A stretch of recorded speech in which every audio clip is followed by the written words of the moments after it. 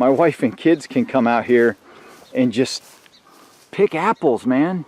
Pick apples all summer long, real easy, right at their arm height.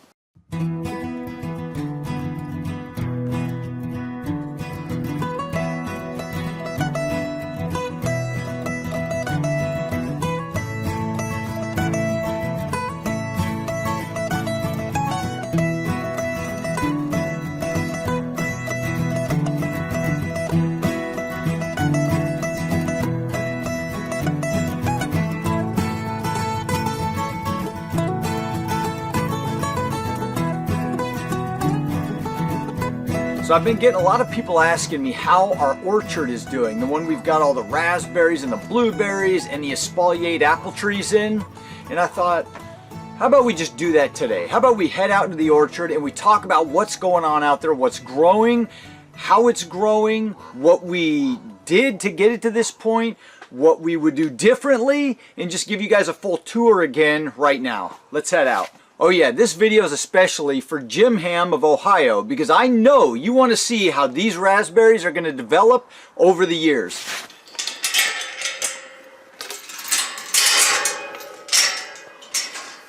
Alright, so I thought I'd start here with the strawberry patch, and we'll just give you a full shot of everything that we've got going on so far. And then I'm going to talk about it and explain what we're doing, what we've done, and we'll just kind of move forward here. So, as you can see, I think you guys want to see this first. Yeah, we'll go back to that one. We'll start over here in the very front here. So if you can, obviously you can see just this fence line. We planted several different varieties of grapes, 3 different varieties now. Right now these 2 huge grapes are just 2 different varieties. We've got a Cannabis. Actually, we just bought this new variety. This is the Cannabis right here, and it's just a little guy. We just planted it this spring, and you can see it's just kind of slow growing right now, but next year it's really going to probably take off a lot more. And then we've got a green and a red over here. One of them's a flame red. I always forget which is which, and then the other's a green grape.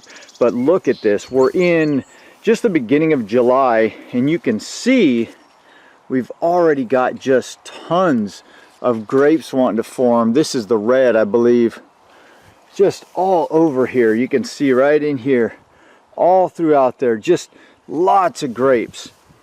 These are the strawberries that we planted, and we went with TriStar strawberries, and they are just a really flavorful strawberry. I was reading an article that a lot of restaurants are using these because they're just so sweet and flavorful, but they aren't very big, and they do produce all summer. They're ever bearing, but you can see there's a little guy right there. They're not real big. That's a kind of a small one, but there's a lot bigger strawberries. We've picked through a lot of these and been eating them already because they've already been producing pretty heavily. All right, then we've got our blueberries here, and this is kind of my pride and joy. I always wanted a blueberry patch. Ooh, look at that. See that, guys? Where is it in the camera? Right in there, that deer. Those things keep coming around, and that's why we had to build this fence. This was not working out in the beginning. The deer would come in here and demolish everything, but they haven't been in for years now since I put that fencing up. So anyway, these blueberries, they're 16 different varieties, and this row is struggling to really pick up. Some rabbits got in here last year and started nibbling them back quite a ways, but they're bouncing back this summer. This row is doing really well, and we bought these as little 1-gallon containers, and you can see how well they're really growing year after year. They're just coming back stronger and stronger, and these roots are getting really good and established. I'm going to show you something in a few minutes. If you haven't been following this channel for a few years, we actually made some videos of this entire orchard, building the whole thing and what went into the soil and the ground here, and we're going to talk about that in a minute. But look at these guys, beautiful blueberries, and they're just everywhere, hanging all over these things.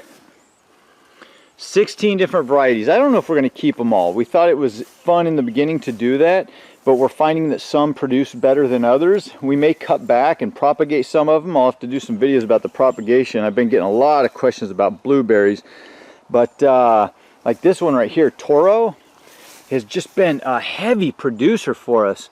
You can see I already picked some off last night and ate them, but look at the size of those. There's my thumb there. Look at the size of those guys, and it's just a heavy producer, and it's a stout plant, this Toro. T-O-R-O. Here, let me get you the tag. I've got the tags for all these guys. The Northern High Bush. Anyway, it does real well here, and it produces giant berries. They're not the sweetest, but they are sweet, and they are really good. And then we've got the Chandler, and you can tell it produces like crazy, this Chandler blueberry. Now they're all kind of a purple color right now, but over the next probably week they'll all start turning. I picked one last night and ate it that was fully blue, but as these berries are kind of a medium sized right now, but as they turn blue, they just swell up, and these berries, you can see one right there starting to turn. Look at the size of that thing. They just swell up and start getting bigger. It's pretty cool. I've been watching this one for a while. I've got the tag somewhere down in there. I don't even, oh, there it is. See if I can get to it here. This is, the sun's starting to fade it, Coville. And this one's been a heavy producer for us. Like I said, the rabbits got in on this side, but it's starting to bounce back here, and you can see it's just loaded with berries. We did put grass clippings down this year just to kind of keep everything moist, keep the weeds down. We need to come back through here and weed again, but let's check out the real pride and joy right now. Look at this. This one's for you, Jim. Look at those raspberries. It's a 50-foot row of raspberries, and I'm going to walk you down it right now. Look at that. These ones got so heavy they're leaning over down to the ground. It doesn't matter, they're loaded with berries, and we've been coming out here picking. They just started turning over the last week and a half or so, and my wife has already canned an entire batch of raspberry jam, maybe a couple batches. She's got a lot of it already put up, but look at all these berries. They're just loaded. These things produce like crazy, and the trouble is we can't even keep up with them. We can't even keep up with eating them or picking them or freezing them or canning them fast enough, which is so cool. And it's not hard to manage this 50-foot row. I'm going to show you how we do that here. It's taken us a few years to get to this point, but it's very easily manageable if you just kind of follow these little steps here. But look at these are the new canes. These are the canes that are going to fruit next year. So they're all coming up. They're already over my head here. But look at all these berries in here, man. 50-foot row. And I get so excited about this because we've been wanting these berries for a long time. We got them from my mother-in-law and planted them, and it just turned out to be a really good deal. Provide lots of food. And like I said, when you get done canning them all, look at that. I'm amazed at how many berries there are throughout there. Let's pull one of these guys off, show you. Look at that. Isn't that beautiful? And they're so big, juicy, good. I come out here and just eat handfuls of these things. But anyway, I'm gonna get down near the front of this row. A whole bunch of new canes coming up here this year.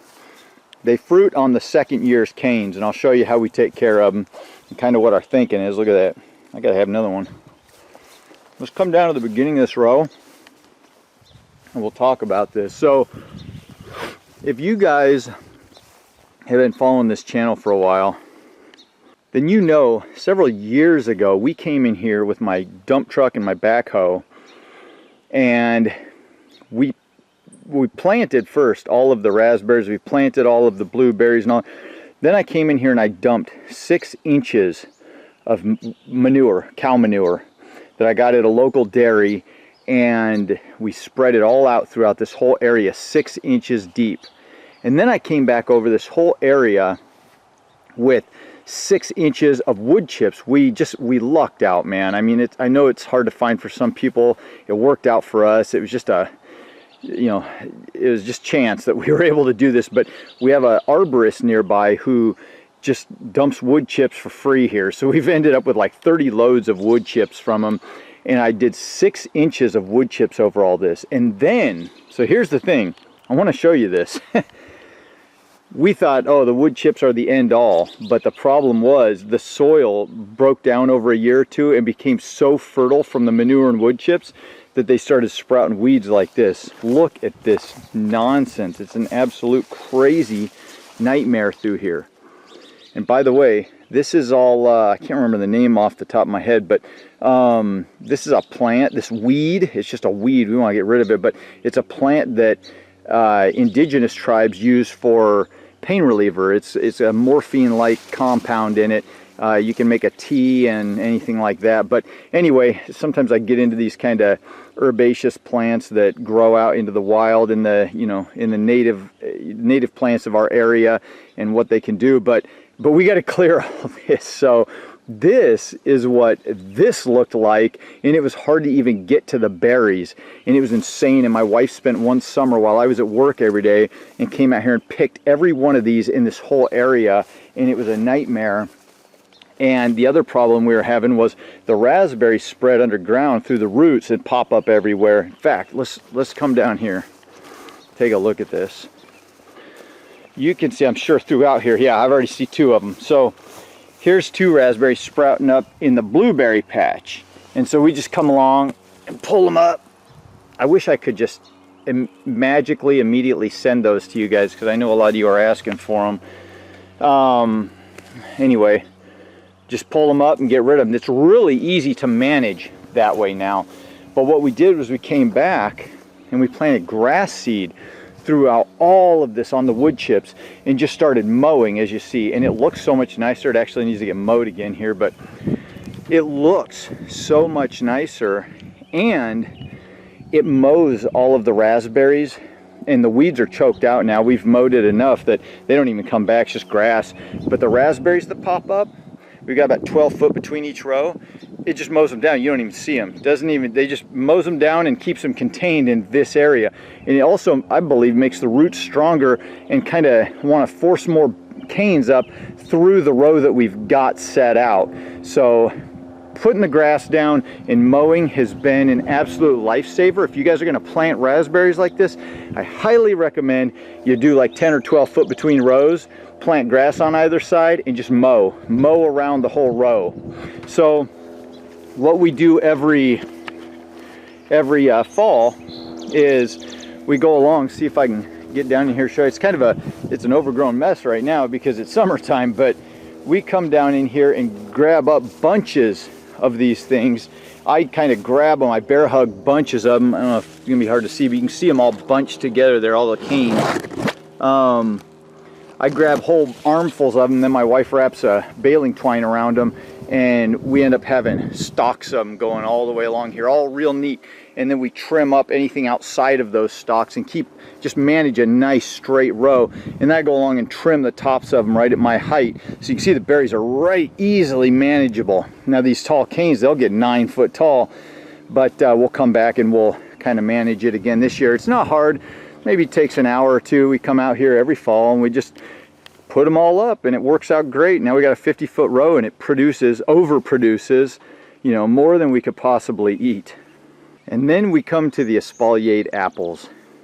So you guys have seen this before. That was my wife's little project. Go click on her channel and you can see the whole development of all that. That was really interesting test she did with steer manure versus chicken manure. But all through here, it's hard to see because of the darn weeds on the other side. I need to get all that beat down, and we want to plant grass seed over there and just continue on what we were doing. But there go the chickens.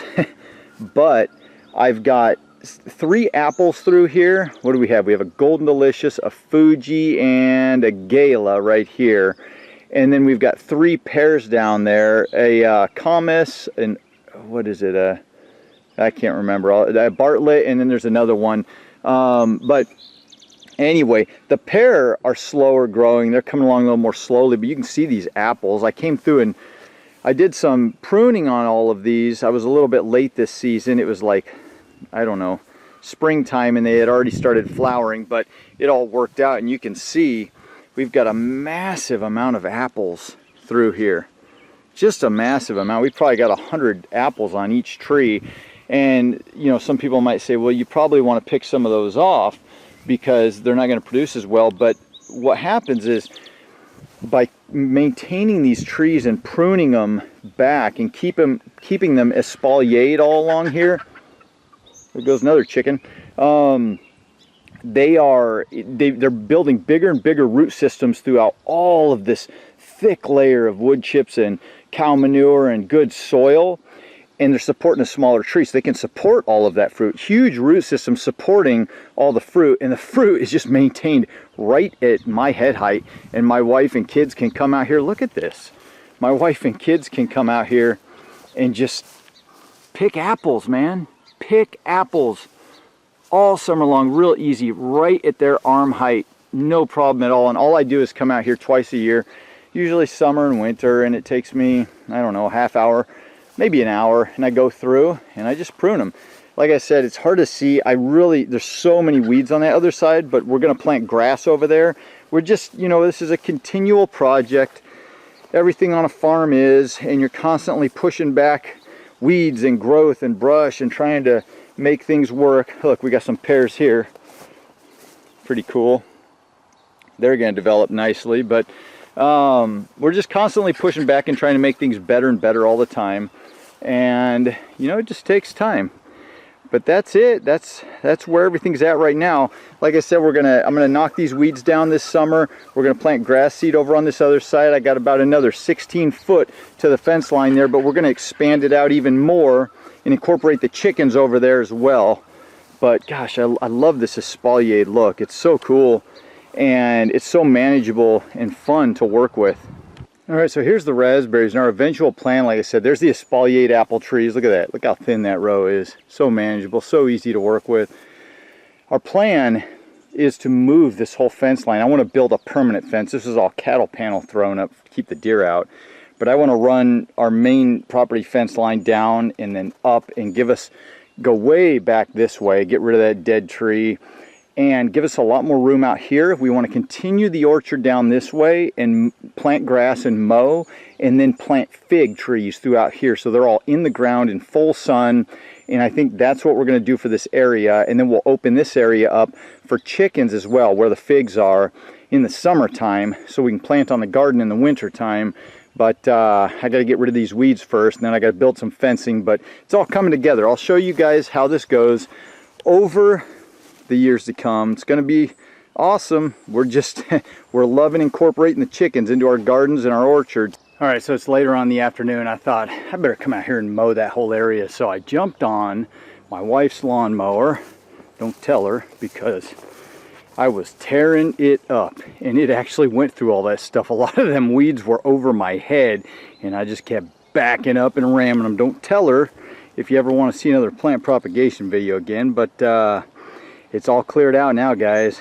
Don't those trees look so much nicer? I still need to get the weed eater and weed eat some of that stuff back in there, but man, isn't that cool?